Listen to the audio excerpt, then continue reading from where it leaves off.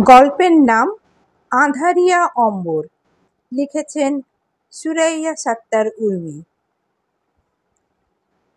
এদিকে আধ ঘন্টার মাঝে পৌঁছে গেলাম আমরা বোট ক্লাব। গায়ে জড়িয়ে নিলাম ওয়েটার ড্রেস কোড।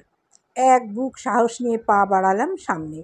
কিন্তু কে জানতো আমার জন্য অজানা এক বিপদ অপেক্ষা করছিল।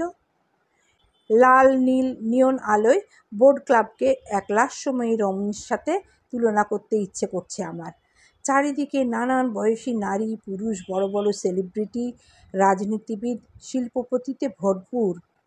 কেউ ডান্স করছে, কেউ পাশের সোফা সেট দখল করেছে, আবার কেউ ড্রিঙ্কিং সাইডে বসে তাদের জুটি নিয়ে। এক পলক চোখ বুলিয়ে নিলাম আমি। পার্টির মধ্যবিন্দু এখনো আসেনি মনে হচ্ছে। আমি আর একবার চোখ বুলালাম। তখনই জাহিদ কানে কানে বলল, কাজে লেগে পড়ো দোস্ত। আমি মাথা নাড়ালাম। দুজন দুদিকে চলে গেলাম। এখানে অবশ্যই মাস্ক ছাড়া কেউ নেই। এটি একটি মাস্ক পার্টি কি না? সকলেই নিজেদের সুন্দর সুন্দর ড্রেসের সাথে মিলিয়ে মাস্ক পরে এসেছে। আমি আর জাহিদ ট্রে হাতে দুদিকে চলে গেলাম। মাঝে মাঝে সার্ভ করে চলেছি ওয়াইনের গ্লাস। কেউ কেউ অন্ধকার সাইডে বসে মেতে আছে ড্রাগসের নেশায়। আমি একটু সেই সাইডে গেলাম। লুকোনো ক্যামেরা দিয়ে ফটফট তুলে নিলাম ছবি।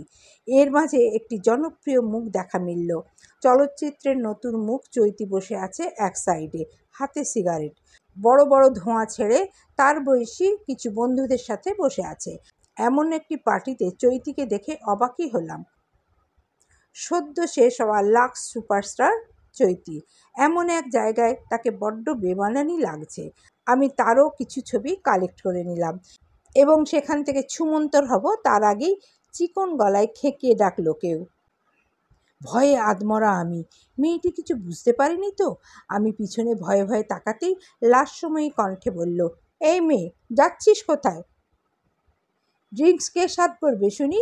তোর বাপ? আমি অবাক। টিভির পর্দার মানুষগুলোর বহু রূপ দেখে।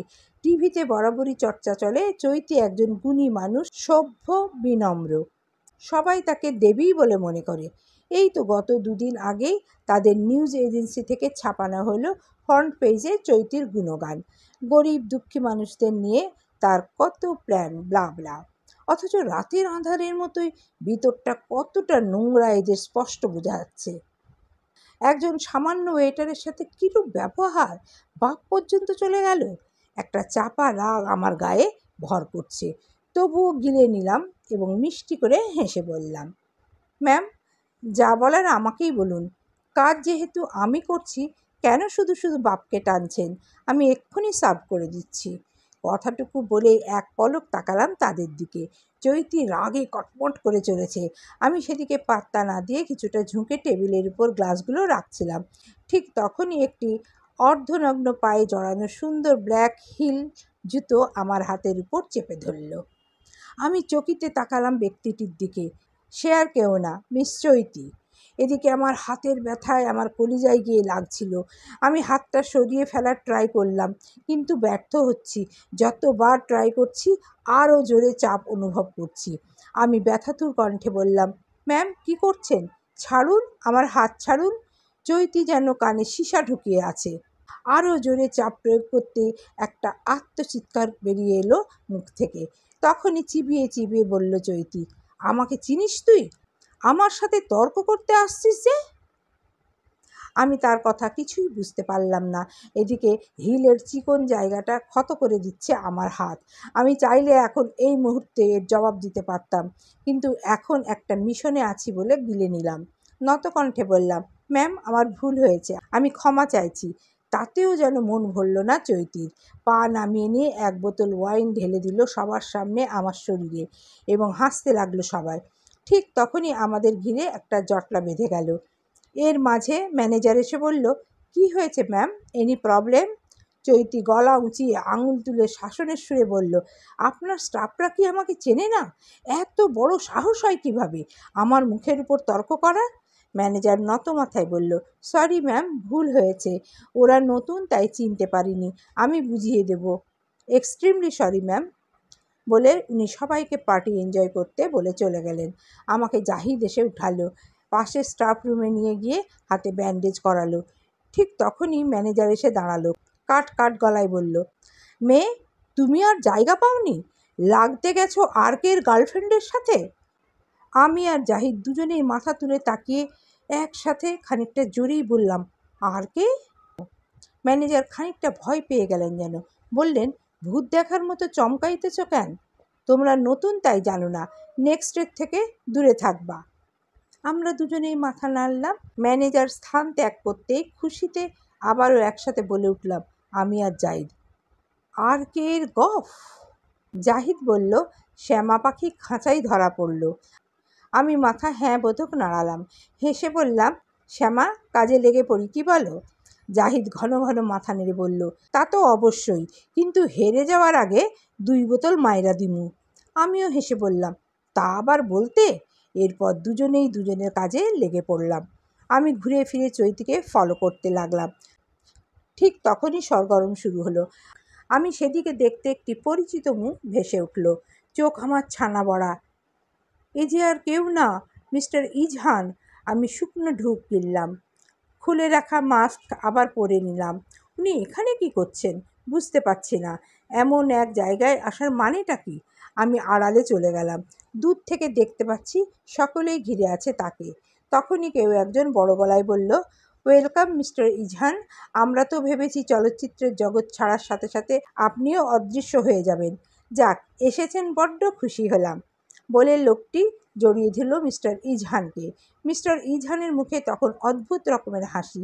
বললেন, আপনি ইনভাইট করলেন আর আমি না এসে পারি? লোকটি মাথা নেড়ে সম্মতি দিল। বলল, চলুন বসা যাক।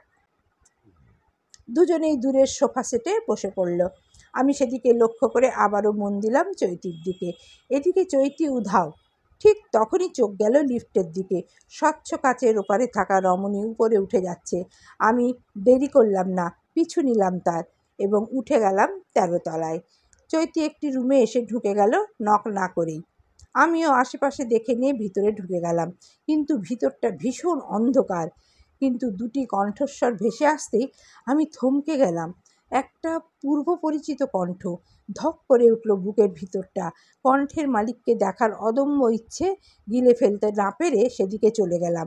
ঠিক 2টো রুম পরেই পেয়ে গেলাম কাঙ্ক্ষিত মানুষদের। আমি কাছাকাছি যেতেই চমকে গেলাম। একটি লোকের কোলের উপর বসে আছে চৈতি। গালের উপর কিস করছে ছোট ছোট। আদুরে কণ্ঠে বলে উঠল তখন, হৃদ, আমাকে বিয়ে কবে করবে বলো তো? তখনই উত্তর দিল হৃদ, খুব জলদি জানেমান। লোকটির ফেস দেখা যাচ্ছে না এখনো, কিন্তু আমার কেন যেন মনে হচ্ছে এই আওয়াজ, এই কণ্ঠ আমার চেনা। কণ্ঠটি শুনে বুকের মাঝে মোচড় দিয়ে উঠল আমার। এই কি সেই ব্যক্তি যার সাথে আমার সম্পর্ক ছিল? আমি ভাবতেই গায়ের ভিতর ঠান্ডা বাতাস বয়ে গেল। গরমের মাঝেও ঠান্ডা অনুভব করলাম। ক্যামেরা হাতে কাঁপা পায়ে এগিয়ে গেলাম আমি। খোপ খোপ একটি সেলফের আড়ালে দাঁড়িয়ে খোপের মাঝ দিয়ে দেখার চেষ্টা করলাম লোকটির মুখ। ঠিক সেই মুহূর্তেই লোকটি তাকালো এদিকে। লম্বাটে মুখ, ছিমছাম গড়নের সুন্দর যুবক। দেখেই আমার বুকের ভিতরটা কেঁপে উঠল।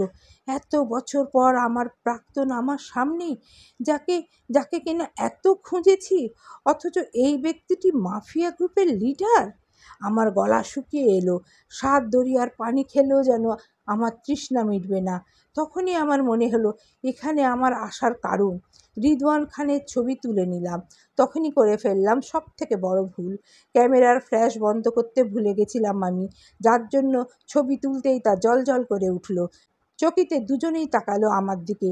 চোখাচোখি হলো খোপের এপার ওপার থাকা দুজন ব্যক্তির নয়ন। অবাক দৃষ্টিতে হৃদ তাকিয়ে আছে অশ্রুসিক্ত চোখ দুটোতে। হৃদের বুকের মাঝে কেমন অস্থিরতা কাজ করতে শুরু করলো। সে কে ওখানে বলে উঠে আসার আগেই আমি দৌড় লাগালাম বাইরের দিকে। কান্না আর আটকাতে পারলাম না। ঝরে পড়তে লাগলো ঝর্ণার মতো। আমার শরীর ভেঙে আসছিল। শরীরে ভার ছেড়ে দিলাম প্রায়। পিছন থেকে ভেসে আসে কিছু লোকের কণ্ঠ। দৌড়িয়ে আসছে আমার দিকে। আমি প্রাণপণ ছুটতে চেষ্টা করেও পাচ্ছি না। মনে হচ্ছে যে কোনো সময় লুটিয়ে পড়ব মাটিতে। ঠিক তখনই দুটো বলিষ্ঠ হাত আমাকে আগলে নিল তার বুকের মাঝে এবং বেরিয়ে এলো বোট ক্লাব থেকে এবং গাড়ির ভিতর ঢুকিয়ে স্টার্ট করলো এবং চলতে লাগলো। আমি তখনও জানি না কে আমাকে বাঁচালো, কে নিয়ে যাচ্ছে, কোথায় নিয়ে যাচ্ছে। আমি শুধু হু হু করে কাঁদছি। স্কুলের দিনগুলো মনে পড়ছে চোখের সামনে, মনে পড়ছে আমার প্রথম প্রেমের কথা। মুখ চেপে কেঁদেই যাচ্ছি। কিছুক্ষণ সেভাবেই কাঁদার পর বুঝতে পারছি আবারও সেই বলিষ্ঠ হাত আমাকে স্পর্শ করছে। তার শরীরের পুরুষালী গন্ধে ভরে গেছে গাড়ির ভিতরটি। এই নরম স্পর্শে আমি হুঁশে ফিরলাম, চমকে তাকালাম পাশে। চোখ কপালে উঠে গেল আমার। আমার পাশে আর কেউ না, মিস্টার ইজহান স্থির দৃষ্টিতে তাকিয়ে আছেন আমার দিকে। আমি কিছুক্ষণ কিছু বলতেই পারলাম না, গম্ভীর দাম্ভিকপূর্ণ মুখটির দিকে তাকিয়ে রইলাম। মিস্টার ইজহান আমার দিকে একটি রুমাল এগিয়ে দিলেন। ঠান্ডা গম্ভীর কণ্ঠে বললেন, আমাকে দেখা শেষ হলে চোখ মুখ মুছে ফেলো। এত ন্যাকামো আমার পছন্দ না। কি এমন হয়েছে যে এভাবে কেঁদে যাচ্ছ? আমি ধাক্কার মতো খেলাম কিছুটা লোকের কথায়। চোখ মুখ মুছে ছোট শ্বাস ফেলে বললাম, কিছু না। মিস্টার ইজহান আর কিছু বললেন না। জানালা দিয়ে গভীর রাতের শহরটিকে দেখতে ব্যস্ত হয়ে পড়লেন। বরাবরের মতো ভাবলেশহীন তার মুখ। মাঝে মাঝে এই লোকটির অভিব্যক্তি বড্ড বুঝতে কষ্ট হয়। স্কুলের দিনের একটি কথা আবারও মাথায় নাড়া দিল। তখন আমি ক্লাস 7-এ পড়ি, আর তারা এসএসসি পরীক্ষার্থী। তখন মিস্টার ইজহান ছিল বড্ড অন্যরকম, অগোছালো। তবে তার অভিব্যক্তি ছিল এখনের মতোই, ঠান্ডা, গম্ভীর, চুপচাপ। তার উপর উনি ছিলেন খুব ভালো ছাত্র। ক্লাসের প্রতিটি স্যারের মুখে শোনা যেত তার গুণগান। কিন্তু ছেলেটি বড্ড অদ্ভুত ছিল। সব সময় মাথা ছিলে রাখত। এমন কম কেউই ছিল তার মাথায় চুল দেখেছে। এতে তাকে প্রশ্ন করলে তার ঠান্ডা গলায় বলতো, চুল ছাড়া বুঝি কেউ আমাকে চিনবে না? আর যদি আমার চুলে এত সমস্যা হয় তাহলে দূরে থাকুন, এতে আমার কোনো কিছু যাবে আসবে না। সবাই তখন চুপ। কিন্তু বাবার বন্ধু হওয়ায় অনেকবার তাদের বাড়িতে গিয়েছি এবং তাকে রাগাবার জন্য সব সময় বলতাম, আদিল টিং টিং। আর উনি ক্ষেপে কড়মড় করে চাইতেন। একদিন তো স্কুলের মাঝে মাঠ ভর্তি মানুষের সামনে থাপ্পড়ই মেরেছিলেন উনি। আমার গালে কালশিটে দাগ পড়ে গেছিল 5 আঙুলের। এরপর থেকে এই লোকটিকে দেখলেই এড়িয়ে চলতাম, যদিও তাতে তার কিছু যায় আসেনি। অথচ সেই ছেলেটি কিনা 10 বছর যাবৎ রাজ করে চলেছে চলচ্চিত্র জগতে। এখন রাজনৈতিক কাজে হাত লাগিয়েছে, আর এর জন্যই নাকি মেয়েদের মরি মরি ভাব। আমার আবারও ছোটবেলায় বলা সেই কথাটুকু আওড়াতে ইচ্ছে করল। ঠোঁট নাড়িয়ে ফিসফিস করে আওড়াতে ফিক করে হেসে দিলাম। তখনই পাশ থেকে ভ্রু কুঁচকে শীতল কণ্ঠে বলে উঠল, তুমি কি পাগল হয়ে গেছো? এই হাসছো, এই কাঁদছো, সমস্যাটা ঠিক কোথায়? আমি চুপ করে গেলাম। মুখ ঘুরিয়ে মুখ টিপে হেসে বললাম, আদিল মাথা টিং টিং। ঠিক তখনই সচকিতে তাকালো মিস্টার ইজহান। বিস্মিত হয়ে বলল, কি বললে? আমি তখন খানিকটা ভয় পেয়ে গেলাম, কারণ তার বলার ধরনটাই এমন, এইখানেই দাঁড়া, আমি চাবুক মারবটাই। আমি হাসার চেষ্টা করে বললাম, কই কিছু না তো। মিস্টার ইজহান অদ্ভুত দৃষ্টিতে তাকিয়ে রইলেন কিছুক্ষণ, যেন পৃথিবীর অষ্টম আশ্চর্য জিনিস। ব্যালকনিতে দাঁড়িয়ে সিগারেট ফুঁকে যাচ্ছে মিস্টার ইজহান, শরীর এলিয়ে আছে ডিভানে। তখনই খট করে শব্দ হলো। মিস্টার ইজহান দেখতে পেল সদ্য গোসল করে বেরিয়ে আসা শ্যামার দিকে। সুন্দর ঘন চুলগুলো পেঁচিয়ে আছে তোয়ালেতে। লতানো শরীরের বাঁক বোঝা যাচ্ছে ভিজে যাওয়া জামার জন্য। বুকের ক্লিভেজটাও বোঝা যাচ্ছে। মনে হচ্ছে উপরওয়ালা মেয়েটিকে খুব সময় নিয়েই বানিয়েছে। মিস্টার ইজহানের যেন নেশা চড়ল মাথায়। শ্যামাকে কাছে টানার নেশা, বেশি ভালোবাসার নেশা, কাছে বসিয়ে খুঁটিয়ে খুঁটিয়ে তাকে দেখার নেশা। মিস্টার ইজহান বুঝতে পারছে এ সময় তার বড্ড পিপাসা পাচ্ছে। মরুভূমির মাঝে তৃষ্ণার্ত ব্যক্তি পিপাসা পাওয়ার যেমন ছটপট করে, ঠিক তেমন ছটপট করছে সে। তার এ মুহূর্তে শ্যামাকে চাই, ঠিক যেন শরীরের মাঝে ক্ষিপ্ত এক শয়তান জেগে উঠছে। এমনটি হতো সেই 12 বছর আগে, যখন মেয়েটি ছোট ছোট হাত পা ফেলে ছুটোছুটি করত। তখন মিস্টার ইজহানের মনে হতো এই মেয়েটির গুলুমুলু গাল টেনে আদর করে দিতে। কিন্তু চাইলেই কি সব হয়? সে পারত না চাইলেও। বড্ড চাপা স্বভাবের সে। মুখ ফুটে কখনো কিছু বলতে পারত না সে। মিস্টার ইজহান তীক্ষ্ণ চোখ জোড়া বুজে নিল। মন মস্তিষ্কের সাথে লড়াই করতে না পেরে এগিয়ে গেল। শ্যামা তখন শুয়ে আছে। শ্যামার ঘুমন্ত মুখটি দেখে মিস্টার ইজানের মনে জেগে ওঠা শয়তান ধপ করেই নিভে গেল। শ্যামার মুখোমুখি বসে পড়ল মাটিতে, স্থির শীতল চাহনি দিয়ে তাকিয়ে রইল। কেটে যেতে লাগলো সময়, সেকেন্ড, মিনিট, ঘন্টা। ভোরে মিষ্টি আলো ফুটে উঠেছে। মিষ্টি রোদ যখন পড়েছে শ্যামার মুখের উপর, তখনই তৃপ্তির হাসি ফুটে ওঠে মিস্টার ইজহানের ঠোঁটে। কতটা মায়া এই চেহারায়! কিন্তু পরক্ষণেই গম্ভীর হয়ে উঠে বেরিয়ে গেল ঘর থেকে। পরের দিন সকালে নিউজ এজেন্সির জন্য বের হয়ে গেলাম এবং জাহিদ আর আমি মিলে হৃদের ছবি পোস্ট করে দিলাম এবং খবরের কাগজে ফ্রন্ট পেজে ছাপা হলো মাফিয়াদের লিডার মিস্টার রিদওয়ান খান। আমরা দুজনেই তখন শান্তির নিঃশ্বাস ছাড়লাম। তখনই হন্তদন্ত হয়ে আমাদের কেবিনে ঢুকলো শান্তনু। হাসি হাসি মুখে বলল, তোমরা জানো না তোমরা কত বড় কাজ করেছো। পুলিশ কালকের পার্টি থেকে 19 জন মেয়েকে উদ্ধার করেছে এবং ধরা পড়েছে অনেক মাদক ব্যবসায়ী এবং তারা মামলাও খেয়েছে। গভীর কণ্ঠে আবার বললেন, এতে তোমাদের জানের রিস্ক আছে। আমি আর জাহিদ চোখাচোখি করলাম, কিছু বুঝলাম না। আমরা তো পুলিশে খবর দেইনি। তাহলে কিভাবে কি হলো? এসব ভাবার মাঝেই ফোনের রিং বেজে উঠল। ফোনের উপর ভেসে উঠল মিস্টার হাজব্যান্ড নামটি। কিন্তু উনি হঠাৎ কল কেন করলেন বুঝতে পারছি না। তখনই মস্তিষ্কের স্নায়ুকোষ সতেজ হলো। কালকের পানিশমেন্ট দেওয়ার জন্য নয় তো? আমি ভয়ে ভয়ে রিসিভ করতে ওপাশ থেকে শোনা গেল মিস্টার ইজহানের ঠান্ডা শীতল কণ্ঠ। কোথায় তুমি? দুটো শব্দেই যেন জমে গেল শ্যামা। এত গরমের মাঝে অনুভব করলো তার শরীরের কাঁপ। এত এত ঠান্ডা গম্ভীর কণ্ঠ যে কারোরই হাড় কাঁপানোর জন্য যথেষ্ট। শ্যামা শুকনো ঢোক গিলল, বলল, আমি অফিসে। ওপাশ থেকে সঙ্গে সঙ্গে উত্তর এলো, বাড়ি এসো ইন 50 মিনিটস। শ্যামা ফোনের এপাশে কিং কর্তব্য বিমূঢ় হয়ে বসে রইল। ঠিক তখনই জাহিদ এসে বলল, কিরে, মুখ এমন পাংশুটে বানিয়ে আছিস কেন? শ্যামা ছোট শ্বাস ফেলে বলল, বাড়ি যেতে হবে রে। ঠিক আছে যা, চিন্তা করিস না, সামলে নিব আমি এদিকটা। কিন্তু শান্তনু স্যার? জাহিদ আশ্বাস দিয়ে বলল, मैं हूं ना। ঠিক করে হেসে দিল শ্যামা। জাহিদকে বিদায় জানিয়ে বেরিয়ে পড়ল বাসার উদ্দেশ্যে। এদিকে অনেকক্ষণ যাবৎ বসে আছে মিস্টার ইজহান। ঘরের নিয়ন আলো জ্বলছে। এইটুকু আলোতেই ইজহানের মসৃণ মুখখানা দেখা যাচ্ছে। দৃষ্টি বাহিরে সন্ধ্যা হয়ে আসা আকাশটার দিকে। বিক্ষিপ্ত মনে হাজারটা প্রশ্ন, রাগ, অভিমান পুষে আছে। ডান হাতের 2 আগুনের ভাঁজে জ্বলন্ত সিগারেট ধরে আছে। কিছুক্ষণ পর পর পুড়ে নিচ্ছে নিজের ঠোঁটের ভাঁজে। তামাকের তীব্র গন্ধ বিষাদ করে দিচ্ছে ভিতরটা। একটা ঘোরের মাঝে আছে যেন ইজহান। ঠিক তখনই খট করে দরজাটি খুলে গেল ঘরের। গুটিসুটি পায়ে ভিতরে ঢুকলো শ্যামা। কপালের মাঝখানে 2 ভাঁজ শ্যামার। এই অসময়ে মিস্টার ইজহানের বাসায় থাকার তো কথা না। তাহলে সত্যি কি পানিশমেন্ট দিতে চান? শ্যামার কপালে এবার ঘাম বিন্দু বিন্দু জমতে লাগলো। সে ঠোঁট ভাঁজ করে বলল, মিস্টার ইজহান। ইজহান পূর্ণ দৃষ্টি মেলে চাইল আলুথালু চুলের মেয়েটির দিকে। পরনে লাল টপ, নেভি জিন্স, গলায় ঝোলানো স্কার্ফ। সে বলল, বসো এখানে। শ্যামা বিনা বাক্যে বসে গেল। সূক্ষ্মভাবে তাকিয়ে রইল সামনের ব্যক্তিটির অভিব্যক্তি বুঝতে, কিন্তু ব্যর্থ। বরাবরের মতোই ঠান্ডা গম্ভীর তার দৃষ্টি। শ্যামা লক্ষ্য করল এই যুবকটিকে এই মুহূর্তে ভীষণ সুন্দর লাগছে। তার তাকিয়ে থাকতে ইচ্ছে করছে। তবে কি শ্যামা তাকে ভালোবাসতে শুরু করেছে?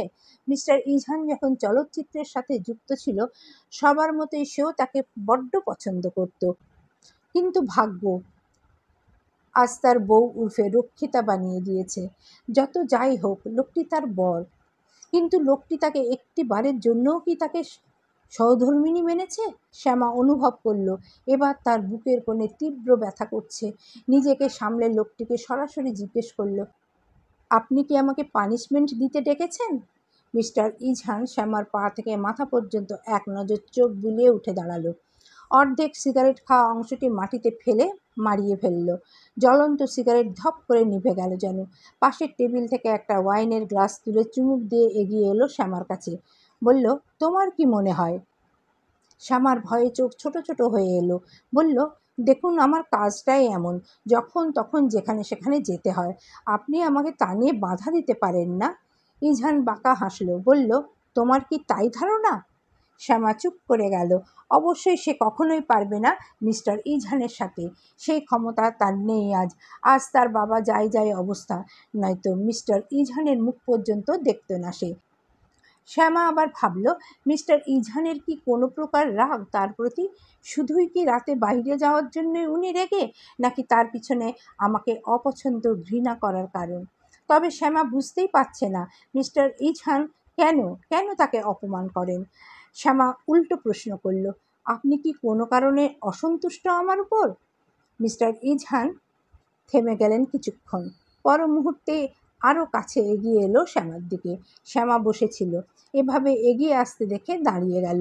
মিস্টার ইজহান যত এগিয়ে আসছে ততই ঢিপ ঢিপ করে বেজে চলেছে হৃৎপিণ্ড। একসময় থেমে গেল শ্যামা। পিছনেই মিস্টার ইজহানের নরম তুলতুলে বিছানা। মিস্টার ইজহান তখন মুখোমুখি দাঁড়িয়ে গেল শ্যামার। হাতের ওয়াইনের গ্লাসটি ঢেলে দিল শ্যামার গালে, ঠোঁটে, ঘাড়ে। শ্যামা চমকে উঠল একেবারে। কণ্ঠ তখন বড্ড কাঁপছে। শ্যামা বুঝে না কেন ইজহানের সামনে এলেই তার কণ্ঠ কাঁপে, কথা বলা বন্ধ হয়ে যায়, দলা পাকিয়ে বসে থাকে গলার মধ্যাহ্ন। শ্যামা বলল, এ কী করছেন মিস্টার ইজহান? মিস্টার ইজহান ভাবলেশহীন, ঠান্ডা তার দৃষ্টি। শ্যামার গা হিম করে উঠল। কেমন অদ্ভুতভাবে একটা হাসি দিয়ে গালে হাত ছোঁয়ালো শ্যামার। গায়ে লোম দাঁড়িয়ে গেল। শ্যামা নিভু নিভু চোখে চেয়ে আছে। মিস্টার ইজহান তখন অল্প আওয়াজে বলল, আগে চেষ্টা করি, তারপর না হয় বুঝবো আমি সন্তুষ্ট নাকি অসন্তুষ্ট। শ্যামা অবাক দৃষ্টিতে চেয়ে রইল মিস্টার ইজহানের কথায়। কিছু বুঝে ওঠার আগেই ধাক্কা দিলেন। তাল সামলাতে না পেরে বিছানায় পড়ে গেল শ্যামা। মুখ দিয়ে কিছু বলবে তার আগেই মিস্টার ইজহান তার হাত মুখ বেঁধে দিল শ্যামার গলার স্কার্ফ দিয়ে। শ্যামা চোখ বড় বড় করে তাকিয়ে রইল মিস্টার ইজহানের দিকে। ইজহান বাঁকা হাসছে। মনে হচ্ছে ইজহানরূপী কোনো দৈত্য এই মুহূর্তে হামলে পড়েছে শ্যামার উপর। পরনের কাপড় টেনে টেনে খুলে মাটিতে ফেলে দিচ্ছে। হিংস্র হায়না যেমন খাবার পেলে ছিঁড়ে খুঁড়ে খায়, মিস্টার ইজহান এখন তাই করছে। শ্যামা চিৎকার করতে চাইছে, আমাকে আমাকে ছেড়ে দিন, আমি আর পাচ্ছি না। কিন্তু কোনো শব্দ বের করতে পারছে না সে। বের হচ্ছে শুধু গোঙানির চাপা আওয়াজ আর চোখের জল। কিছুক্ষণ আগের ঘটনা। মিস্টার ইজহান তার অফিস কেবিনে বসেছিল। ঠিক তখনই তার ইনস্টাতে একটা মেসেজ আসে। এই মেসেজদাতাকে সে চিনে। এ আর কেউ না, তারই বন্ধু। ঠিক বন্ধু বললে ভুল হবে, বিশ্বাসঘাতক বন্ধু রিদওয়ান খান। বরাবরের মতোই সে মনে করিয়ে দেয় তার ভালোবাসার মানুষটিকে সে কিভাবে কেড়ে নিয়েছিল। আজও তাই করেছে। লিখেছে, আমার জানে জিগার দোস্ত, কেমন আছিস? জানিস আমি শ্যামাকে পেয়ে গেছি। খুব শীঘ্রই আমার বুকে থাকবে সে। মনে আছে সেদিনের কথা? স্কুলের শেষ দিনটিতে আমাকে কিভাবে শ্যামা চুমু খেয়েছিল? এবার আমিও খাবো সেভাবেই চুমু, তার পুরো শরীরে। আর তুই তখন দেখেই গিয়েছিস, এবারও দেখেই যাবি। তোর দ্বারা কিছুই হবার নয় বাছা, এ জন্মে শ্যামা কিন্তু আমার। মেসেজটি পড়ে মাথা গরম হয়ে যায় ইজহানের। সেদিনটি সে কিভাবে ভুলবে? সেদিনটি সে কখনোই ভুলতে পারবে না। চোখের সামনে এখনও ভাসে যেন মিস্টার ইজহানের। দুটো ছেলে মেয়ে একটি ক্লাসে ঢুকে গেল। পরক্ষণেই বন্ধ হয়ে গেল দরজা। এইটুকু দেখেই ইজহানের মাথায় আকাশ ভেঙে পড়ে। এক মুহূর্ত দেরি না করে চলে আসে বাসায়। পছন্দের গিটারটি ভেঙে ফেলে দামি আসবাব। ঝনঝন করে গুঞ্জন হয় পুরো রুমে। আজ যেন তার তাই করতে মন চাইছিল। সব ভাঙিয়ে গুঁড়িয়ে জ্বালিয়ে দিতে চাইছিল। কিন্তু তার মাথায় তখন চলল অন্য খেলা। রক্তিম হয়ে ওঠা চোখ জোড়া দিয়ে ফোনটি একবার দেখে নিয়ে কল করল শ্যামাকে। এই ভেবেই রাগ আরও দ্বিগুণ হলো যেন ইজহানের। নিজের শরীরের সবটুকু দিয়ে ছিন্ন ভিন্ন করতে চাইল শ্যামার শরীর। ঘণ্টাখানেক যেতেই ছেড়ে দিল শ্যামাকে। হাতের বাঁধন, মুখের বাঁধন খুলে দিল সে। শ্যামা এবার ফুঁপিয়ে কাঁদতে লাগলো। শ্যামাকে ছেড়ে উঠে দাঁড়িয়ে ওয়াশরুমের দিকে পা বাড়ালো সে। ঠিক কী ভেবে আবার থেমে গেল। শ্যামার কাছে ফিরে এসে আবার ঝুঁকে পড়ল। শ্যামা ভয়ে আধমরা। তখনই নরম আওয়াজে অদ্ভুত হাসি দিয়ে বলল মিস্টার ইজহান, এখন আমি সন্তুষ্ট, তা বলতে পারি। শ্যামা স্তম্ভিত হয়ে গেল। মিস্টার ইজহানের কথাগুলো বারবার কানে বাজতে লাগলো। সে এবার সন্তুষ্ট। শ্যামার মনে এবার প্রশ্ন উঁকি দিল, মিস্টার ইজহানের কি তাহলে শারীরিক চাহিদাটাই সব?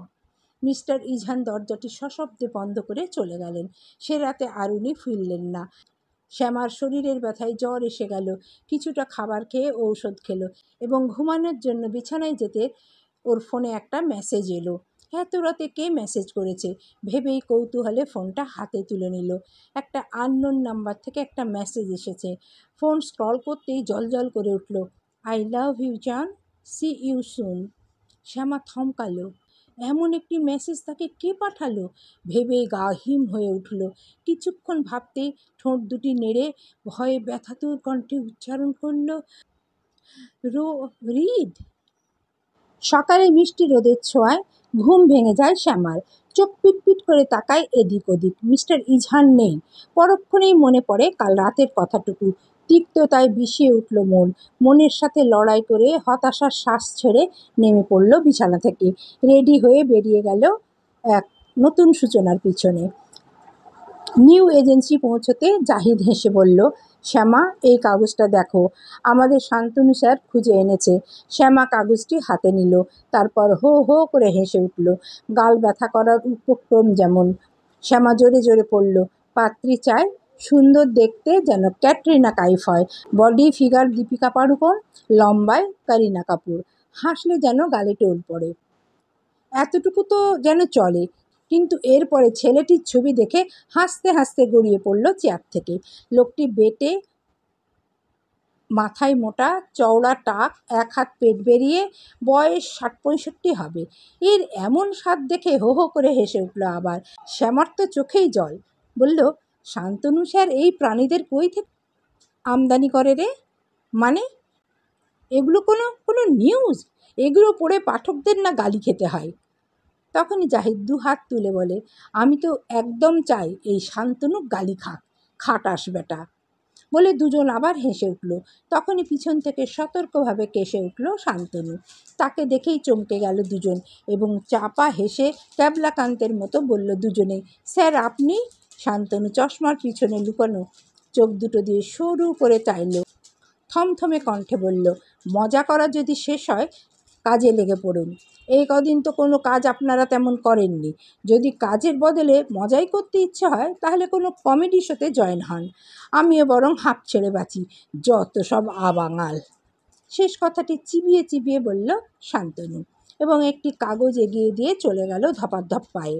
এদিকে মুখ টিপে দুজন হেসে কাজে লেগে পড়ল। শান্তনুর দিয়ে যাওয়া কাগজটি দেখে নিল একটি গল্পলি খাতাতে। এটি ছাপানো হবে কালকের কাগজে। শ্যামা ছোট থাকতে এমন গল্পের কত যে ওয়েট করে থাকতো, আর এখন সে নিজেই এসব করে। হালকা হেসে মাউসের উপর হাত রেখে ক্লিক করবে, ঠিক তখনই পুরনো দিনের একটি স্মৃতি ডায়েরির পাতা উল্টালো। কল্পনা। এসএসসি পরীক্ষা সবেই শেষ হয়েছে শ্যামার। বোরিং সময় পার করে চলেছিল সে। বাড়ির ভিতরে লাইব্রেরিখানার মোটামুটি সব বই পড়া শেষ তার। কী করবে ভাবতে ভাবতে বরাবরের মতো পেপার হাতে তুলে নিল। খবরের কাগজের মাঝে কিছু কিছু মজার গল্প থাকে, যা শ্যামা খুব আগ্রহ সহকারে পড়ে। আজও তার ব্যতিক্রম হলো না। 16 বছর বয়সী মেয়েটি বরাবরের মতোই পড়তে লাগলো গল্প। গল্প শেষে পেপার ভাঁজ করার সময় চোখে পড়ল একটি বিজ্ঞাপন। প্রেমিকা চায়, প্রেম করতে চাইলে ফোন করুন নিচের নাম্বারে। নাম সুফিয়ান দ্য সিক্রেট বয়, ছদ্মনাম, ফোন নাম্বার। শ্যামা থ মেরে বসে রইল। এমনও কি কখনো হয় নাকি বিজ্ঞাপন? কিছুক্ষণ ভাবল, তারপর খিলখিল করে হেসে উঠল। কিশোরী হাসি শুনে পাশেই বসে থাকা ছোট বোন জান্নাত ড্যাব ড্যাব করে চেয়ে দেখল তার বড় আপু এভাবে হাসছে কেন। কিছু বুঝে উঠল না সে। শ্যামা তখন আপন মনে কাগজটি কেটে নিল, বান্ধবীদের দেখাবে বলে। মনে মনে ভাবল, এবার একটা ফোন করে দেখাই যাক না এই বেকুবটাকে, না হয় বান্ধবীরা মিলে প্রেম করার শখ ঘুচিয়ে দেব। আবার খিলখিল করে হাসল। ঘরময় মিষ্টি খিলখিল হাসি ঝমঝম করে উঠল। কিন্তু সে কি আদৌ জানে তার ভাগ্য তাকে কোথায় নিয়ে যাবে? সেদিন ঠিকই ফোন করেছিল গুনে গুনে 5 বার। রিং হওয়ার পর ফোনটা ওপাশ থেকে তুলে কেউ। একটা ঝংকার তোলা কণ্ঠ বেজে উঠল ওপাশ থেকে। শ্যামা সহ তার বান্ধবীরাও হাঁ হয়ে গেছিল। ফোন তখন লোডে দিয়াছিল। শ্যামার বাবা এসএসসি পরীক্ষা পাশ করাতে শ্যামাকে নোকিয়া বাটন ফোন কিনে দেয়। তখন টাচ ফোন চালানো অহরহ ছিল না, চালালেও অ্যান্ড্রয়েড ছিল না। না, এত আপডেট ছিল না সব। শ্যামা সেদিন সেই কণ্ঠ শুনে এক প্রকার হারিয়ে গেছিল অজানা জগতে। মজার ছলে করা এই ফোন কলটি পরবর্তীতে তার জীবনের একটি অংশ হয়ে যায়। শ্যামার বুক চিরে দীর্ঘশ্বাস বেরিয়ে এলো। সুফিয়ান দ্য সিক্রেট বয়, সিক্রেটটি রয়েই গেল। আজ জানতে পারল না ওই পছন্দের মানুষটির কথা। অফিস থেকে বের হতে হতে প্রায় সন্ধ্যাই হতে চলেছে। একে একে সবাই বাসার দিকে পা বাড়াচ্ছে। শ্যামা নিজের কাজ গুছিয়ে নিচে নেমে এলো। অফিসের সামনে দাঁড়িয়ে রিক্সা খুঁজতে লাগলো। আজ জাহিদ বিকেলেই ছুটি নিয়ে চলে গেছে। তার গার্লফ্রেন্ড বাড়ি চলে যাবে গুড বাই জানাতে হবে বলে। নয়তো প্রতিবার জাহিদ তাকে রিকশায় তুলে দিয়ে বাইক নিয়ে শটান করে চলে যায়। এদিকে মাগরিবের আজানে চারপাশে সুন্দর সুর তুলেছে। শ্যামা মাথার কাপড় ভালো করে টেনে দিয়ে আবার চোখ ঘুরালো। নাহ, কোথাও নেই খালি রিকশা। যা আসছে সব কটাতেই প্যাসেঞ্জারে ঠাসা। এরই মাঝে একটি সাদা গাড়ি খুব জোরে ব্রেক কষল শ্যামার সামনে। শ্যামা ভয় পেয়ে গেল। বুকে মাঝে থুতু দিয়ে কিছু কথা বলার জন্যে মুখ তুলতেই চক্ষু চড়ক গাছ। মুখে মাস্ক আর সানগ্লাস খুলে ওয়েস্টার্ন একটি ড্রেস পরে হিলের কটকট শব্দ তুলে এগিয়ে আসছে একটি মেয়ে। কিছু কাছে আসতেই শ্যামা বলল, এ কি, মিস চৈতি যে? এ আবার এখানে কেন? শ্যামা ভাবছিল, তখনই চৈতি এসে দাঁড়ালো তার সামনে। মেজাজ খারাপ করে বলল, হাউ ডেয়ার ইউ, আমার সম্পর্কে এসব গুজব ছড়িয়ে দিচ্ছ কেন মেয়ে? শ্যামা প্রথমে না বুঝতে পারলেও এবার ঠিকই বুঝতে পেরেছে চৈতি আসার কারণ। সে শক্ত কণ্ঠে বলল, আপনি কি ড্রাগস নেন না? এটা কি মিথ্যা? চৈতি কিড়মির করে উঠল, শোনো মেয়ে, আজে বাজে বকবে না। তোমার চাকরি খেতে আমার 1 মিনিটও সময় লাগবে না। So don't over smart. তোমাদের মতো মেয়েদের আমার চেনা আছে, টাকার ভুখা সব। শ্যামার গায়ে জ্বলন্ত কয়লা যেন লাগিয়ে দিল কেউ। বলল, এক্সকিউজ মি, আমার মতো মেয়ে মানে কি বলতে চাইছেন? আর টাকার ভুখা মানে কি? এসবের যদি ইচ্ছেই থাকতো, আপনার মতো আমিও হয়তো কোনো ধনী ব্যক্তি বা মাফিয়াদের কোলে বসে থাকতাম। খোঁচাটা যেন জায়গা মতো লেগে গেছে। আগুনের পিণ্ডর মতো চোখ করে ঠাস করে এক চড় মারল শ্যামাকে। শ্যামা মোটেও এর জন্য প্রস্তুত ছিল না। থাকলে হয়তো নিজেকে রক্ষা করতে পারত সে। শ্যামা নিজের গালে হাত দিল। ব্যথায় টনটন করে উঠল ডান পাশের গাল। সে অবাক হয়ে চাইল চৈতির দিকে। চৈতি গগন বিদারী চিৎকার করে বলে উঠল, আমি বুঝেছি, তুই হৃদকে কেড়ে নিতে চাস, তাই না? তা কখনো হবে না, কখনো না। হৃদ শুধুই আমার। আমি আমি তোকে দেখে নিব। বলতে বলতে গাড়িতে চড়ে বসলো চৈতি। শ্যামা তখন কিছুই বুঝতে পারছে না সে। হৃদের সাথে তার সাথে সম্পর্ক, তাতে শ্যামার কি? যা চলে গেছে তা তো ফিরে আসার কোনো পথ থাকে না। আর এখন তো আরও নেই, কারণ শ্যামা তো কারো কাছে বন্দি। এসব ভাবতে ভাবতেই শ্যামা রিকশা করে বাসায় চলে এলো। এদিকে এতক্ষণে হয়ে যাওয়া সবটুকু ঘটনা স্বচোখে দেখেছে ইজহান। গাড়ির স্টিয়ারিংয়ে শক্ত করে ধরে আছে হাত। এই মুহূর্তে মনে চাইছে চৈতিকে সে খুন করে ফেলতে। কত বড় সাহস তার! তার শ্যামার গায়ে হাত তুলে! কপালের রগ দাঁড়িয়ে গেল ইজহানের। চৈতির গাড়ির পিছনে ছুটল এবার। ওভারব্রিজে উঠতেই চৈতির গাড়ির পিছন থেকে ধাম করে ধাক্কা বসালো ইজহান। ভয়ে আর্তনাদ করে উঠল চৈতি। ড্রাইভার রীতিমতো গাড়ির দরজা খুলে ছিটকে পড়েছে রাস্তার কিনারে। ইজহান রাগে হতবুদ্ধি। আর এক ধাক্কায় একেবারে গাড়ি চলে যায় রেলিংয়ে, সিমেন্ট ভেঙে অর্ধেক বাহিরে। চৈতি তখন একাই ভিতরে বসে, কপাল নাক ফেটে রক্ত ঝরছে। বহু কষ্টে গাড়ি থেকে বের হতেই গাড়িটির নিচে পড়ে গেল সাথে সাথে। চৈতি হাউমাউ করে কেঁদে দিল প্রাণে বেঁচেছে বলে। ভয়ে ভয়ে যখন পিছনে তাকালো, তখনই চোখে পড়ল একটি ব্ল্যাক কার। ভিতরে কে বোঝা যাচ্ছে না। ঠিক তখনই হালকা করে নেমে গেল কাঁচ ভিতর থেকে। তখন কেউ একজন বলে উঠল, এটা শুধু ট্রেলার ছিল, ফিল্ম দেখতে না চাইলে শ্যামার থেকে দূরে থাকতে, নয়তো। গাড়ির কাজটি উঠে গেল এবং সাঁই করে চলে গেল। চৈতি স্তম্ভিত রইল। মাথার মাঝে কিছুই ঢুকছে না তার। যেন ট্রমায় আছে সে। কিছুতেই বুঝতে পারছে না, সামান্য নিউজ এজেন্সির একটি কর্মচারীর গায়ে হাত তোলায় তার জানটাই চলে গেছিল প্রায়। কে এই ব্যক্তি?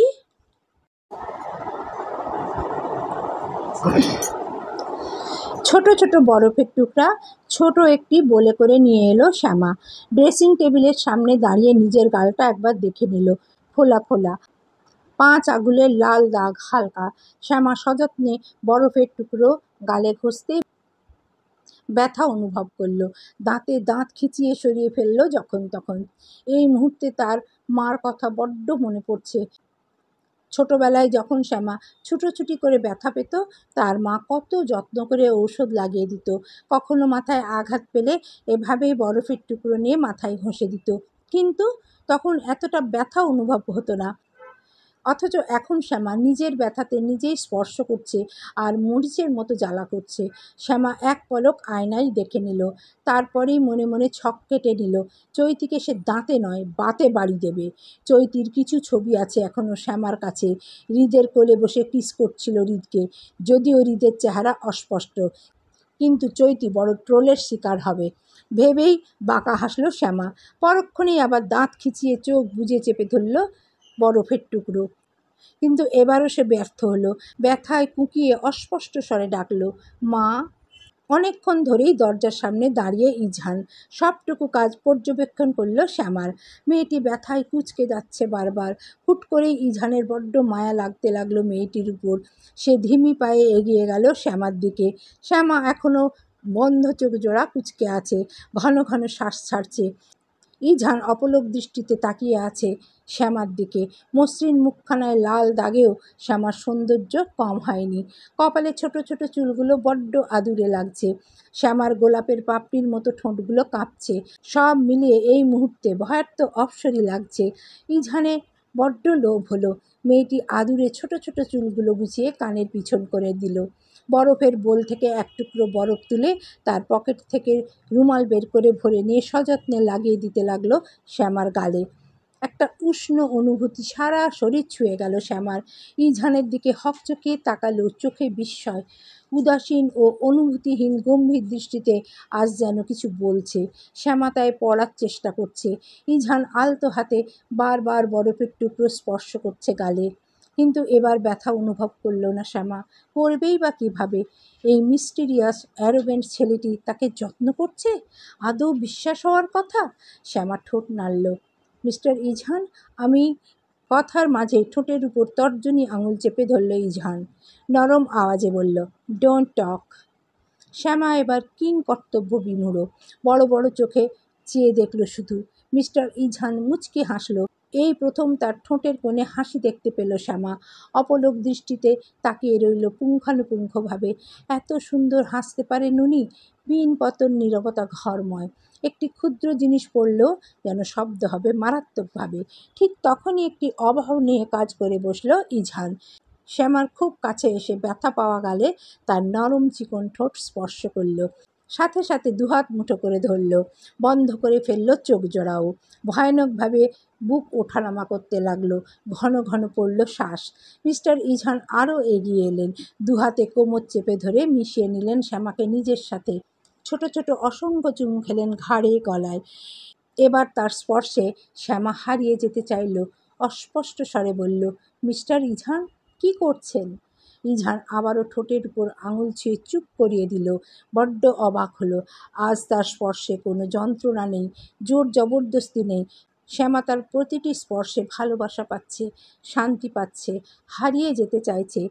এবার ইজহান ওকে কোলে তুলে নিল, পা বাড়ালো বিছানায়। সেদিন রাতে আবার মেতে উঠল আদিম খেলায়। তবে আজ এ খেলায় কষ্ট নেই, সুখ আর সুখ। পরের দিন সকালে শ্যামা আগেই ঘুম থেকে উঠে ওয়াশরুমে চলে যায়। ইজহান তখন গভীর ঘুমে আচ্ছন্ন। ঘুমন্ত ইজহানকে কতটা নিষ্পাপ লাগছে, যেন সদ্য ফোটা গোলাপ। ঘুমন্ত মুখটির একটি ছবি অবশ্যই তুলে নিতে ভুলল না শ্যামা। রেডি হয়ে ওয়াশরুম থেকে বের হয়ে ইজহানকে পেল না। এতে সে খুশিই হয়েছে। আজ ইজহানের সামনে পড়লে হয়তো লজ্জায় লাল হতো বারবার। এসব ভেবেই ব্যাগপত্র গুছিয়ে সে নিচে নেমে আসে। টেবিলের উপর সাজানো খাবারগুলো থেকে শুধু একটি ডিম আর 2 পিস রুটি খেয়ে জুসটুকু খেয়ে নিল সে। জুসটুকু বেশি খেতে পারল না, এতটা ঝাঁঝালো আর কেমন যেন টেস্ট। শ্যামা ফেলে দিল এবং পানি খেয়ে বেরিয়ে এলো। বাসে চেপে চলে এলো অফিসে। অফিসের ভিতরে ঢুকতেই ফুসুর ফাসুর করতে লাগলো তার কলিগরা। শ্যামা আর চোখে তাকিয়ে জাহিদের পাশে বসে পড়ল। তখনই জাহিদ খুশি খুশি মনে বলল, শ্যামা, তোর হয়ে আমি কিন্তু একটা রিভেঞ্জ নিয়ে ফেলছি। এবার ট্রিট কখন দিবি? শ্যামা অবাক হয়ে বলল, কিসের রিভেঞ্জ? জাহিদ ফিসফিস করে বলল, তোরে কাল চৈতি থাপ্পড় মেরেছিল, তার প্রতিশোধ। শ্যামা বড় বড় চোখ করে বলল, তুই তো ছিলি না, জানলি কেমনি? জাহিদ ভাব নিয়ে বলল, তুমি না বললেও এই জাহিদ সবই জানে। শ্যামা জাহিদের মাথায় চাটি মেরে বলল, ভাব কম দেখাও, সত্য কও। শ্যামার চাটি মারা জায়গায় জাহিদ হাত বুলাতে বুলাতে বলল, মারস কেন শ্যামা? কইতাছি তো, দারোয়ান চাচা বলল আমি ঢুকতেই।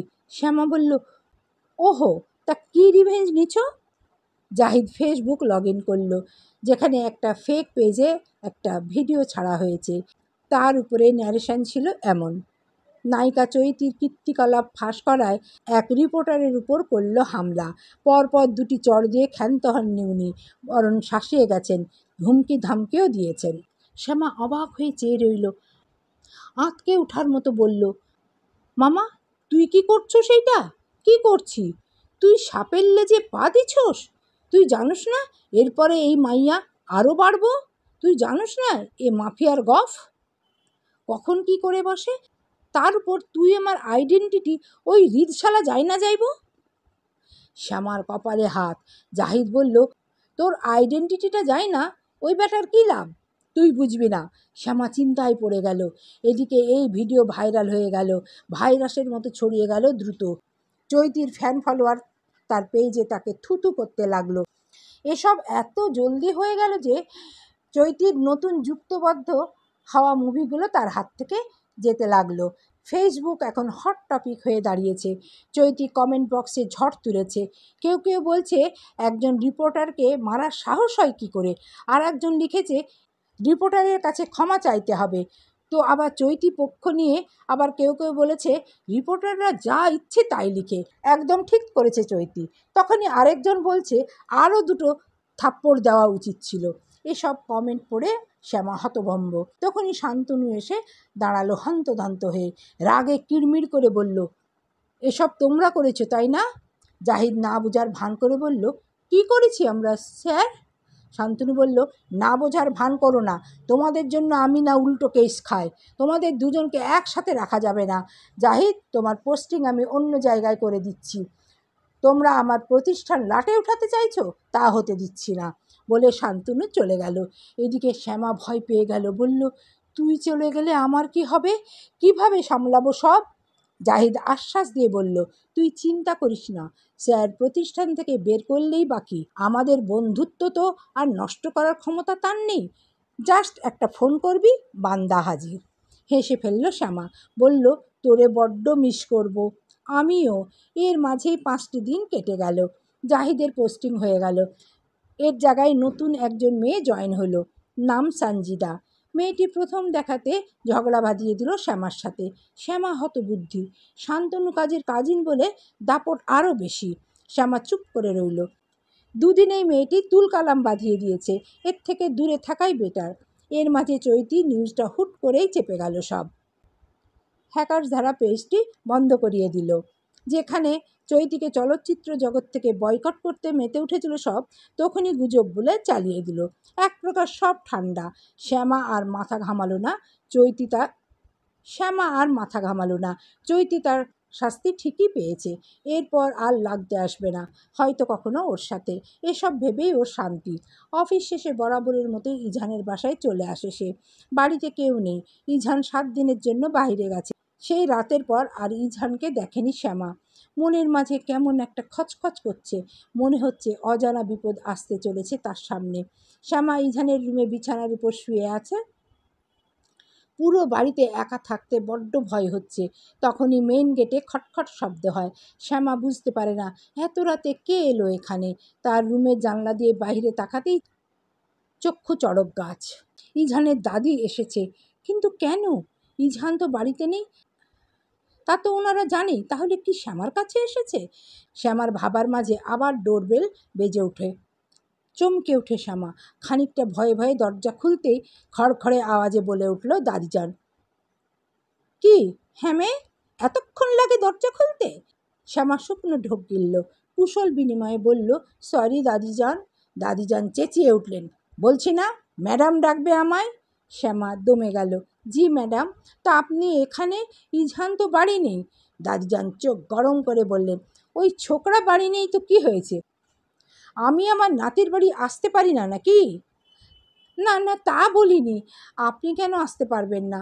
তাহলে কথা কম বলো, যাও চা নিয়ে আসো আমার জন্য। শ্যামা হাঁ বোধক মাথা নাড়িয়ে চলে গেল। চা এনে দেখলো দাদিজান ঘুমিয়ে গেছে। শ্যামা কিছুই বুঝলো না কি করবে। সেও পাশে বসে রইল। এক পর্যায়ে সেও ঘুমিয়ে গেল। শ্যামার যখন ঘুম ভাঙলো তখন দেখলো দাদিজান নিপার সাথে বসে গল্প করছে আর নিপে টেবিলের উপর খাবারের আইটেম সাজাচ্ছে। আজ কোনো অনুষ্ঠান কি না বুঝতে পারল না শ্যামা। রেডি হয়ে অফিসে যাওয়ার জন্য পা বাড়াতেই দাদিজান বলে উঠল, এই মেয়ে, যাচ্ছ যাও, আর আজ এ বাড়িতে এসো না। আজ ইজহানের বার্থডে, বড় বড় মানুষ আসবে। তোমাকে দেখে আবার কে না কে কী ভাবে। আমরা তো আর একটি রক্ষিতাকে বউ বলে পরিচয় করিয়ে দিতে পারি না। শ্যামার বুকের মাঝে শুঁয়ের মতো গিথে গেল কথাগুলো। হ্যাঁ বোধক মাথা নাড়িয়ে বলল, ঠিক আছে ম্যাডাম, আজ আর আমার ছায়াও পড়বে না এই বাসায়। বলেই মলিন হাসল শ্যামা। সেদিকে তাকিয়ে দাদিজান মুখ বাঁকালেন, আদিক্ষেতা। আর কিছুক্ষণ পরেই প্লেন ল্যান্ড করবে বাংলাদেশে। ইজহানের বড্ড ছটফট করছে মন। আজ 7 দিন চলছে সে দেখে না শ্যামাকে। বুকটা খাঁ খাঁ করছে, যেন চৌচির মাঠের মতো, যেন মরুভূমির তৃষ্ণার্ত প্রতীক সে। ইজহান বারবার ঘড়ি চেক করল।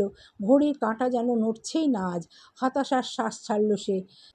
তার পাশে থাকা অধিরাজ তার স্যারের হাঁসফাঁস দেখে হাসছে। মুখে যতই বলে সে মেয়েটিকে ঘৃণা করে, কিন্তু মন থেকে এখনও ভালোবাসে সে। কিন্তু ইজহানের এই ছটফটানি দূর হবে তো? এক পলক শ্যামার দেখা পেয়ে তৃষ্ণা মিটবে তো? শ্যামা তার জন্য অপেক্ষা করবে, যেমনটি সে গুনছে অপেক্ষার প্রহর।